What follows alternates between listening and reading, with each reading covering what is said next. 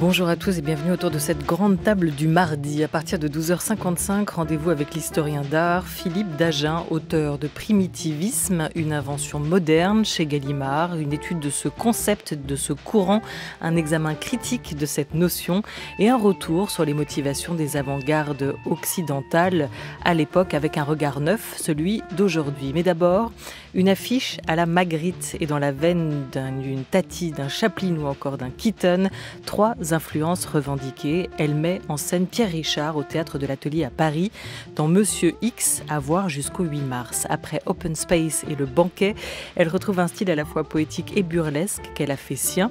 Mathilde Appey est notre invitée à écouter tout de suite sur France Culture, ou plus tard si vous le souhaitez sur franceculture.fr.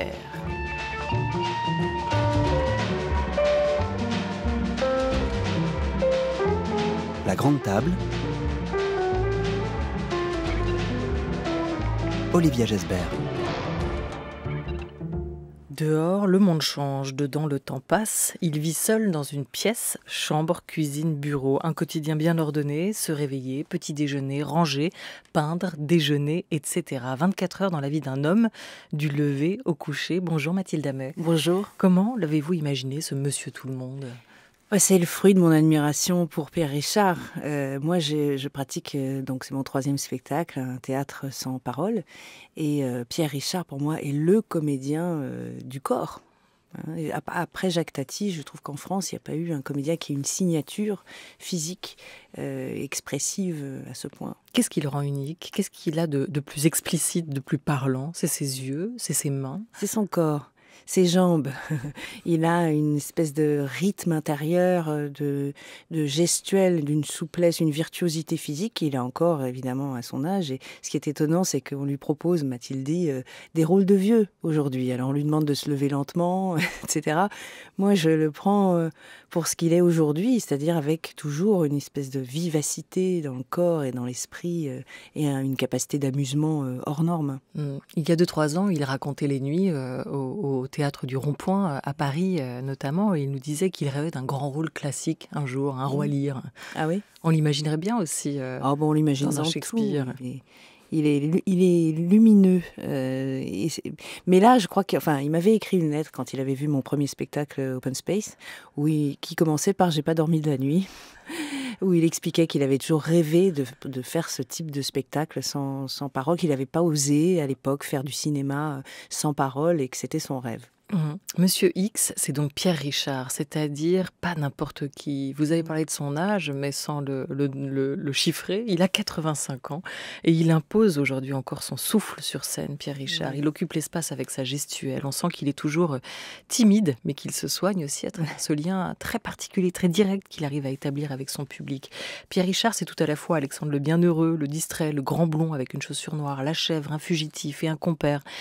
Monsieur X, ce rôle sur mesure que vous avez tricoté pour lui, que vous lui avez écrit, est-ce que vous l'avez fait aussi sans faire table rase de tout ce qu'il convoque à travers son corps ?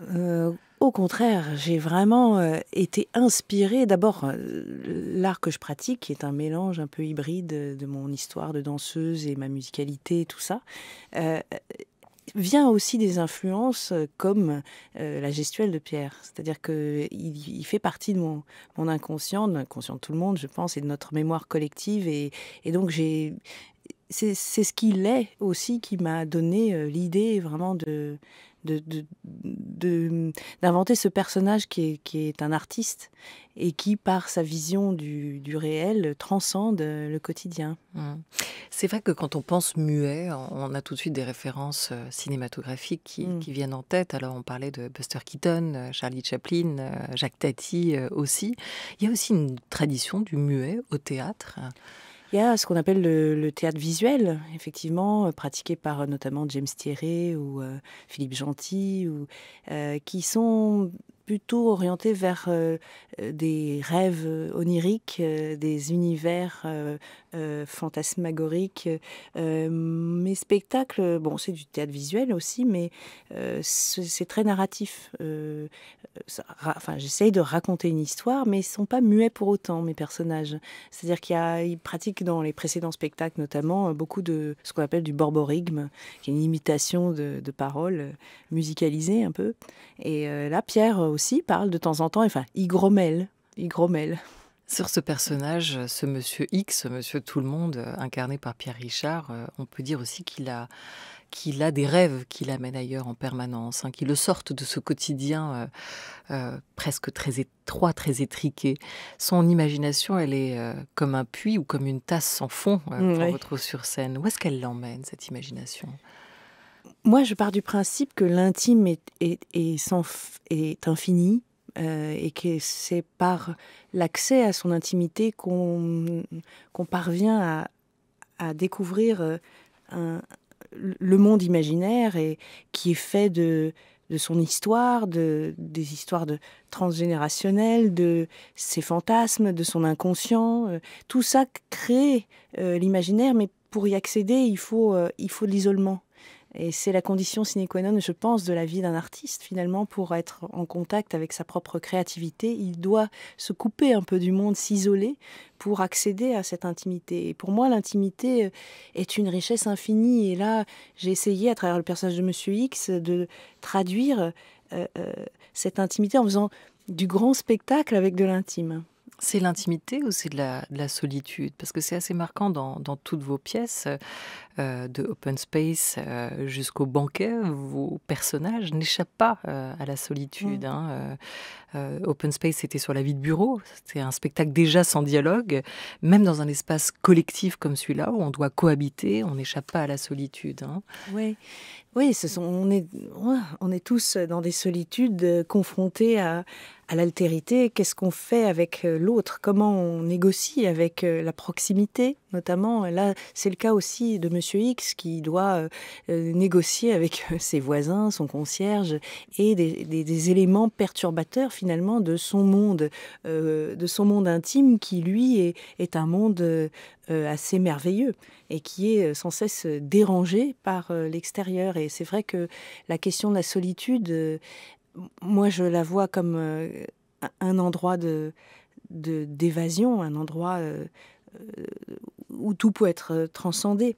Je ne vois pas la solitude, moi, comme un poids, mais parce que je me retrouve relativement fréquemment à créer et donc à m'isoler pour pouvoir le faire. Ça s'apprend, la solitude. Vous l'avez appris, oui. Vous, Mathilde Aimé ? Oui, je l'ai appris. C'est pas évident d'emblée. C'est souvent anxiogène dans les sociétés d'aujourd'hui. C'est considéré comme... on est évidemment plus vulnérable quand on est face à soi-même réellement. Peut-être que c'est plus risqué et que c'est plus simple de s'évader en faisant diversion et en étant très entouré. Moi, je pense que j'ai appris à le faire progressivement et j'y arrive que depuis une petite dizaine d'années, mais c'est un endroit, quand on y accède, qui est extraordinaire. C'est ce que j'essaie de raconter à travers Monsieur X. Burlesque, c'est un tempérament pour vous ou une attitude ? C'est un mode de vie. C'est un axe, une façon de regarder le présent et de pouvoir le supporter mieux, de le transcender. L'humour en général, le burlesque en fait partie, mais moi je sais pas vraiment si mon théâtre est burlesque. C'est plutôt vers l'absurde que vers le burlesque que je me dirige, vers tout ce qui peut prendre vie parce qu'on le regarde de telle manière. Burlesque, c'est le mot qu'emploie pourtant Pierre Richard quand il parle d'une de ses références, influences, Buster Keaton. Et Pierre Richard, il faut le rappeler, c'est d'abord quand même une solide formation au théâtre. Sur Buster Keaton, écoutez ce qu'il disait sur l'homme qui ne riait jamais. J'ai pris conscience de son génie. Évidemment, j'étais dans le même tiroir, personnellement. C'est pas par hasard que j'ai fait du cinéma burlesque et physique. Quand je suis rentré dans des cours de théâtre et que j'ai commencé à aller voir beaucoup de films, il est évident que je me suis retrouvé non pas une ressemblance physique, au contraire, mais en tout cas une correspondance, une empathie énorme et une admiration. C'était peut-être le plus athlétiquement le plus fort, quand même. C'est incroyable physiquement ce qu'il pouvait faire. La vitesse avec laquelle il courait, le danger de ces cascades, c'est incroyable des fois. Une seconde de trop, c'est trop, et une seconde de moins, c'est pas assez. Il y a une espèce de sens du tempo. C'est Chaplin chez Keaton. Alors chez Keaton, c'est évident. Alors, je ne crois pas que Keaton faisait ses musiques, mais il est évident que quand il déroule un film, il déroule une partition. Voilà, il faut dire Tempo et Chaplin avec Pierre Richard. Déjà, on l'apprend. C'est vrai que c'est intéressant ce qu'il dit à propos notamment de Chaplin, parce que ce lien intime du cinéma muet avec la musique, il est très présent dans son œuvre. La Philharmonie d'ailleurs de Paris nous en fait les témoins en ce moment avec l'exposition Chaplin, l'homme orchestre, où on retrouve son corps dansant dès ses premiers films, à travers toutes ces images. L'expo montre aussi comment lui, il a grandi avec la musique, avec des parents qui venaient du music hall, qui étaient chanteur. Comme vous, il a appris le violon avant d'abandonner en se disant qu'il serait jamais le plus fort là-dedans, mais il a continué à composer la musique pour ses films. La composition, pour vous, des sons, de la musique, vous avez fait appel à Ibrahim Malouf, elle est venue après. Vous avez d'abord mise en scène, composée avec Pierre Richard, et après vous avez fait le son? Non, alors j'ai cette particularité, je sais que pour le théâtre visuel, souvent les comédiens, metteurs en scène, auteurs travaillent en plateau, c'est-à-dire qu'ils composent avec les corps sur le plateau pour inventer, écrire. Moi j'écris tout avant. C'est comme une sorte de grande didascalie qui décrit exactement toutes les actions, tous les gestes et les sons. C'est-à-dire qu'en même temps que j'écris, j'entends. Et donc, je conçois toute la bande-son avant, y compris le travail de musique avec Ibrahim Malouf, qui a été vraiment extrêmement à l'écoute et disponible. Et on a été voyager vraiment musicalement dans différents mondes. Et je sais qu'Ibrahim avait cette ouverture d'esprit et une culture très polyvalente, quoi.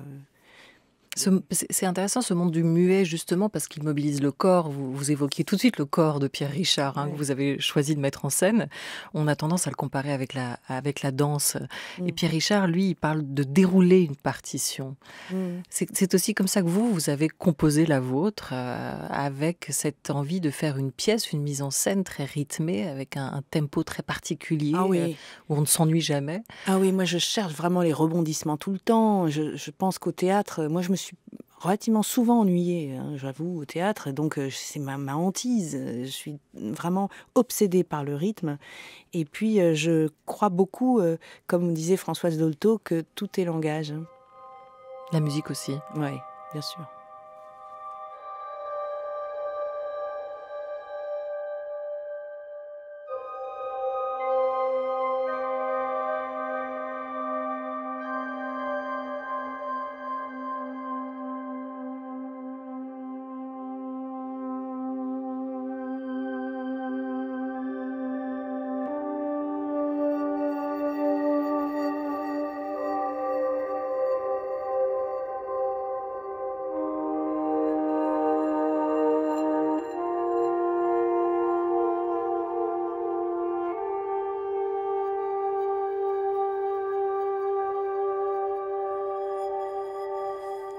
On sait que Chaplin aimait bien les grands classiques de Wagner à Tchaïkovski. Vous avez écrit aussi en musique, Mathilde Amet. Vous avez votre bande-son intérieure pour la composition de ce spectacle. Non, quand j'écris, je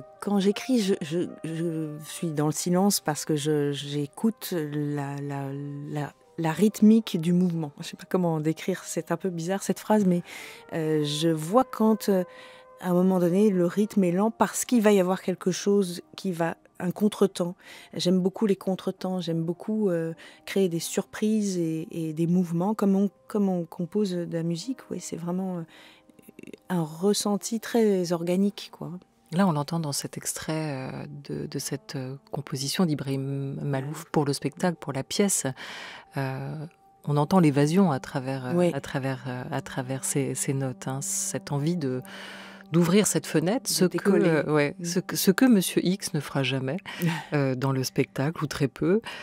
Il s'échappe vraiment tout au long avec son imaginaire. C'est une pièce écrite donc pour vous dans la grande tradition du muet au cinéma et au théâtre, mais le muet, c'est pas le silence. Ah non, moi, c'est pas totalement muet dans la mesure où il s'exprime aussi avec sa voix, Pierre, mais dans le Gromelot. Et comme il est seul, bon, c'est un dialogue qui s'opère par d'autres biais. C'est-à-dire que, évidemment, il y a énormément de sons. Moi, je suis une passionnée de sons, donc au théâtre, j'ai remarqué qu'on n'utilisait pas beaucoup ce qu'on fait au cinéma, c'est-à-dire le sound design, qui permet d'amplifier les sons et qui donne au geste une autre dimension. Au cinéma, on a l'habitude, par exemple, sur les films d'action, un coup de poing n'est jamais le son réel d'un coup de poing, c'est toujours amplifié, on est habitué à ça.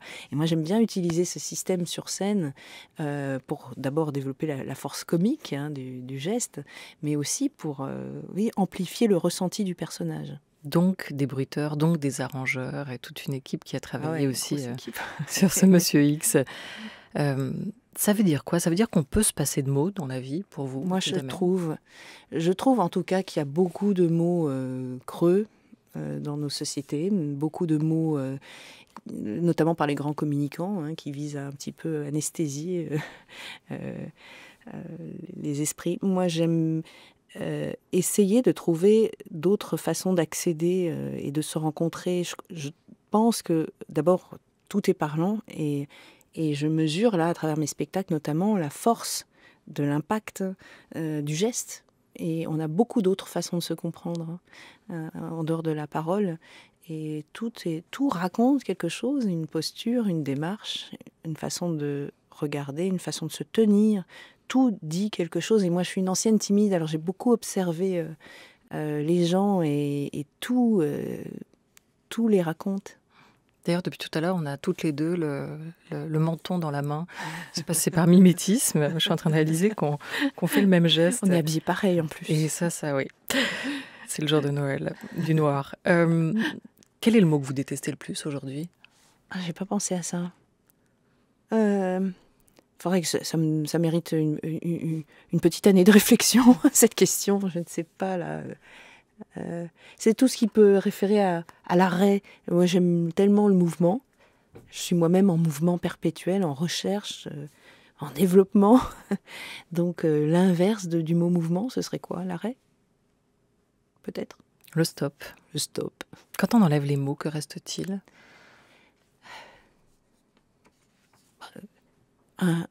Un infini d'expression, un infini d'humain, un infini de vibrations, de ressentis, de perception, d'écoute, d'observation. J'ai remarqué par exemple que dans les salles de théâtre où se jouent mes spectacles, le fait qu'il n'y ait pas de mots oblige quasiment les spectateurs à être plus observateurs et à mieux regarder.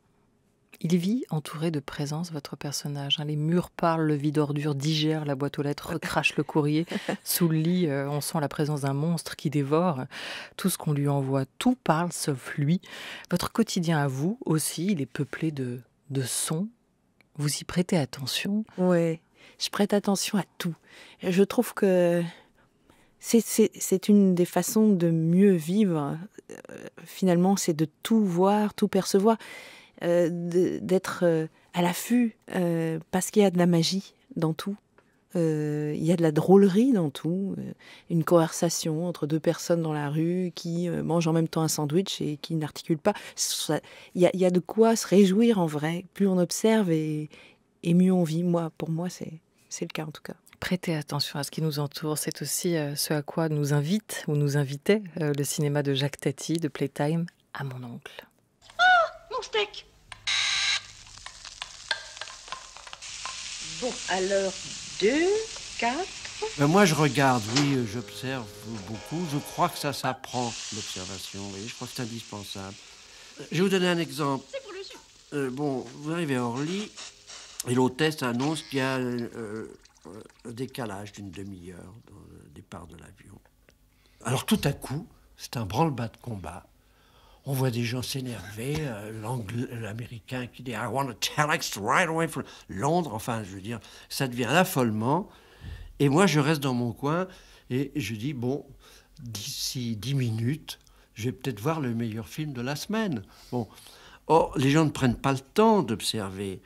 Et j'ai l'impression que c'est peut-être un tort, parce que les enfants observent magnifiquement bien. Alors je crois que, pris dans cette compétition de cette vie moderne, qui est intense, qui est la nôtre, les gens qui sont ce qu'on peut appeler dans le bain n'ont plus le temps d'observer. Voilà, avec le temps, on Tellement désapprend et il faudrait Oui. apprendre à réapprendre. C'est vrai qu'il faut aussi le dire, c'est un spectacle tout public. Oui. C'est-à-dire que les enfants sont particulièrement touchés et émerveillés Hyper par ce qui se passe. réceptif, Ouais. hyper réceptif. Je les entends rire et je les entends jubiler parce que, oui, ça parle à l'enfance de chacun de nous. Je pense que cette façon de s'adresser au public sans parole, c'est d'autant plus parlant pour tout le monde, je crois. Apprendre à regarder ce qui se passe autour et les objets aussi qui peuplent notre quotidien. Ça, c'est Christine Montalbetti chez POL et à la Comédie Française, qui est l'auteur de la conférence des objets, qui revenait autour de cette grande table sur la place des objets dans nos vies, comme preuve de nos existences. Ces objets qui sont au centre de notre façon d'exister, qui nous parlent souvent quand on les regarde. Vous avez cette habitude-là aussi de communiquer, de communier presque avec des objets qui vous rappellent un voyage, un amour, un deuil, une personne disparue. Alors, j'ai pas un rapport aux objets très, très intense, parce que je suis beaucoup dans l'évasion et beaucoup dans les personnes. Et c'est ce qui fait que j'ai aucun sens de l'orientation, parce que je m'attarde plus sur les visages et les comportements humains que sur les endroits où je me trouve. Donc, je me perds tout le temps. Mais non, là, c'était plutôt dans le spectacle Monsieur X. C'est vrai que les objets ont une part très importante. Et en vrai, c'était plus parce que je me mettais à la place de ce monsieur qui est dans son quotidien, qui est un peu restreint, puisque c'est un endroit très modeste où il y a peu de choses. Mais ces peu de choses-là, c'est sa vision à lui qui les transforme et qui les rend vivants, ces objets. Mathilde Amet est notre invitée jusqu'à 12h30, encore quelques minutes, pour Monsieur X, qu'elle met en scène avec Pierre Richard. C'est en ce moment à voir au Théâtre de l'Atelier à Paris jusqu'au 8 mars. France Culture. La grande table. Olivia Gesbert. Open Space d'abord, puis le banquet, puis aujourd'hui Monsieur X. Le banquet, là déjà, onomatopée, borborigme, ballet, clownerie et mime. C'était une dizaine de comédiens qui étaient sur scène. Et ça reprend d'ailleurs. Et ça reprend au Théâtre de Paris à partir du 14 janvier. Jusqu'à la fin février. Oui. Molière de la mise en scène pour vous, pour cette pièce. Sur scène, l'union c'est la force, mais le mariage, lui, tournait carrément au cauchemar. Avec vous, on voit que tout s'échappe quand même. Le sens du travail dans Open Space, les rêves dans Monsieur X, les joies dans le banquet. Vivre, c'est aussi apprendre à rattraper ce à quoi on tient vraiment pour vous, Mathilde Amet. C'est surtout à transformer ce qui surgit. Parce que c'est la clé finalement. Les épreuves, on en connaît tous, plus ou moins à des échelles différentes bien sûr, mais qu'est-ce qu'on en fait ? Où est-ce qu'on transporte tout ça et qu'est-ce que ça nous apprend surtout ? Ciné qui danse, ciné qui chante. Ah oui. 1, 2, 3, 4. C'est simple. Vas-y. On est prêt ? Ciné qui danse, ciné qui chante, cinéma, ta bonne humeur m'enchante. T'as les places ? J'ai fait la queue pendant 3/4 d'heure et quand je suis arrivée au guichet, c'était complet. Même les places à 133 francs là-haut. C'est dingue. Tu l'as dit. Mais qu'est-ce qu'on va faire ? D'abord, je regarderai droit dans les yeux, comme ça, et puis je lui dirai...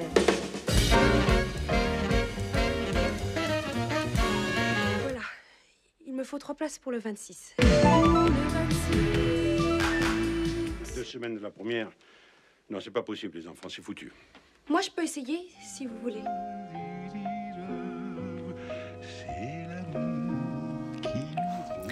Ciné qui danse, ciné qui chante. Aujourd'hui, vous mettez en scène Mathilde Amet, mais c'est au cinéma que vous avez aussi appris à apprivoiser le rythme. On se souvient de vous, coupée au carré, brune, robe rose bonbon, en groupie du chanteur dans 3 places pour le 26, comédie musicale de Jacques Demy sur une musique de Michel Legrand, avec Yves Montand en Fred Astaire, préparant son spectacle de retour dans sa ville de Marseille. 4 ans après, c'était 4 ans après Nemo de Claude Nedjar, après les 2 Claude Zidi et Chabrol aussi. Hein. Mmh. Vous avez dit que longtemps le cinéma vous a servi à vous cacher. Aujourd'hui, en coulisses, au théâtre, vous ne vous cachez plus. Ah non, là, je me surexpose. Là, c'est vraiment le fruit de toutes mes vies, en fait, tout ce par quoi j'ai été traversée, commencer par la musique, qui est vraiment mon socle existentiel, et puis la danse, qui a été une partie très importante de ma vie, et qui est toujours omniprésente, et puis le jeu et la narration.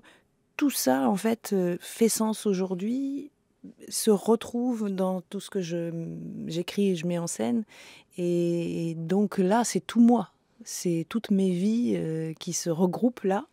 Et donc, quand je montre mes spectacles, c'est vraiment absolument moi de A à Z. Je me sursollicite sur tous les fronts, sur le plan de l'oreille, sur le plan des sons, de la vision. C'est ma vision du monde. Enfin, j'essaye de... Alors donc oui, c'est surexposant. J'ai jamais eu autant peur de ma vie entière que quand je montre pour la première fois un spectacle, quoi. Je suis dans tous mes états, hein, chaque soir d'ailleurs. Mais vous donnez aux acteurs et vous donnez au public. Et c'est aussi une façon de s'oublier, peut-être, pour vous. Ou de mieux être. Hein. C'est-à-dire que j'ai pu constater que quand j'étais regardée, on me voyait moins bien finalement. C'est marrant parce qu'avec la danse, là, vous avez dit avoir développé une inaptitude à dire non. Ouais. Toute votre vie, ça a été aussi un cheminement pour reprendre la maîtrise de vos sensations, de vos émotions et de vos envies. C'est-à-dire que je ne l'avais pas perdue, je ne la connaissais pas. Je ne connaissais pas j'étais embarquée, si vous voulez, par le monde de la danse, avec sa rigueur et sa discipline et sa dureté. Après, j'ai été embarquée par le milieu du cinéma qui m'a choisie, sans que je choisisse vraiment, moi, vers qui je voulais aller. J'étais hyper jeune quand j'ai commencé. Et puis, finalement, à force de me questionner sur le sens de ma vie, finalement, je me suis dit, qu'est-ce que je pouvais essayer de créer qui venait de moi, quelle était ma spécificité. Et ma spécificité, elle est ma pluralité, mais toutes ces disciplines en fait que j'ai pratiquées, qui maintenant font sens et se regroupent dans ce que j'écris. Monsieur X est à voir en ce moment à Paris au Théâtre de l'Atelier jusqu'au 8 mars avec Pierre Richard, de Pipa, vous, Mathilde Amet, et cette pièce va tourner en France. Ouais, même à l'étranger. C'est parti. Merci beaucoup. Merci à vous.